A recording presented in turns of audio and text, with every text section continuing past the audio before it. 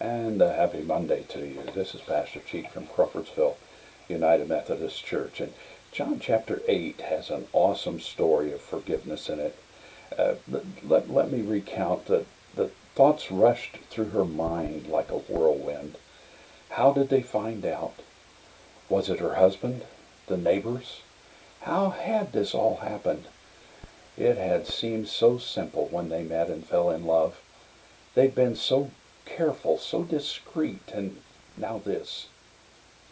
She was going to die, for sure. She was going to die. She was oblivious of the embarrassment as the mob dragged her naked through the streets, the accusing faces blurred in the middle of their accusations. She was going to die. This was the Middle East, and her country's laws demanded it. She was going to die. And what about her lover? Had he slipped away in the confusion? Was he also being dragged through the streets? Would he lie in death as they had been caught in life? She heard the words over and over again. Adulteress, adulteress, adulteress. Stone her, stone her. She knew it wouldn't be pretty. She'd seen stonings before. She'd heard the agonizing cries and for mercy. Now she was going to feel those sharp stones cutting into her flesh. She could only pray that mercifully one would strike her in a way that would render her unconscious or kill her right away. Why had she done it? Why had she allowed herself to break the vows of marriage? If only she could turn time back. If only she could have another chance. And suddenly everything stopped. She felt the hands which had so painfully grabbed her and push her forward and release her. She staggered.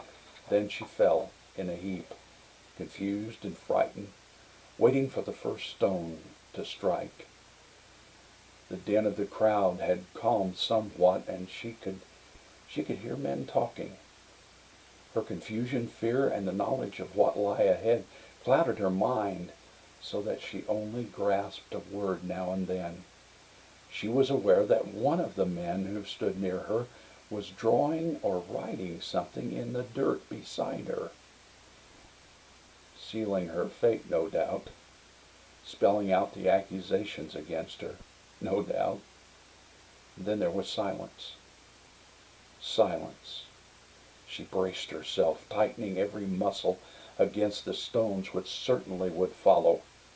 She heard the shuffle of feet. When would it happen? The first painful blow. Still, there was silence. What seemed like an eternity of silence. If it had to happen, if it must happen, why don't they do it and get it over with? Must there be this agony of waiting? There was no defense. She was guilty. She winced at the touch, but there was no pain. The touch she felt was not the cold biting impact of a stone to flesh.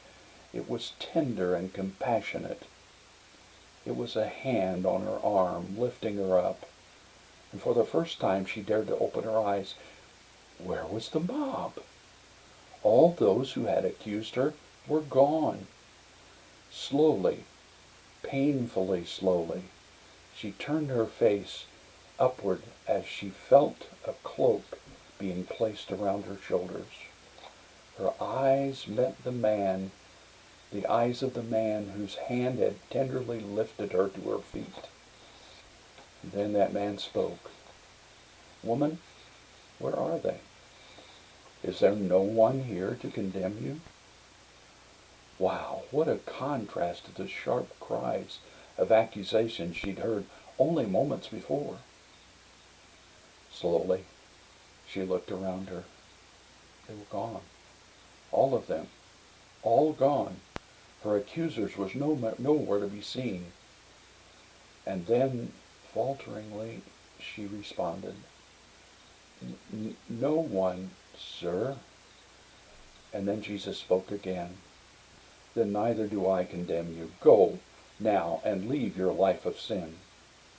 She turned and slowly walked away without another word. What had seemed to be certain death had turned into life. She felt a lightness of spirit she had not experienced before. She, guilty as she was, had not been condemned. She would not suffer the penalty of her sin, all because of Jesus.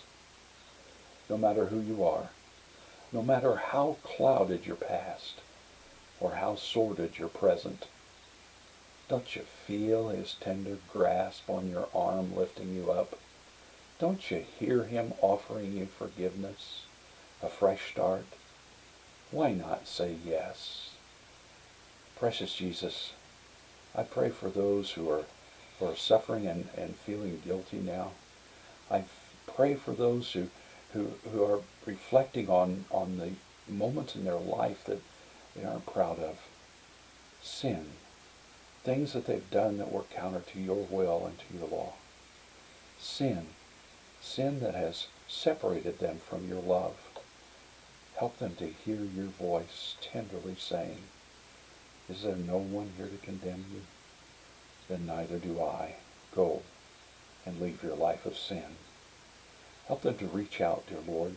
Help them to reach out and receive the forgiveness that you so freely offer. Be with all of us today, Lord, as we struggle with the separation and social isolation, with the threat of the coronavirus and the turmoil that boils around us regarding when to reopen society. Be with us, Lord. May we turn to you. May we seek your love, your forgiveness, and your peace. In your name I pray. Amen and amen. Well, you have a great day. You stay safe. Stay safe and stay well. Until I see you tomorrow, God bless you real good.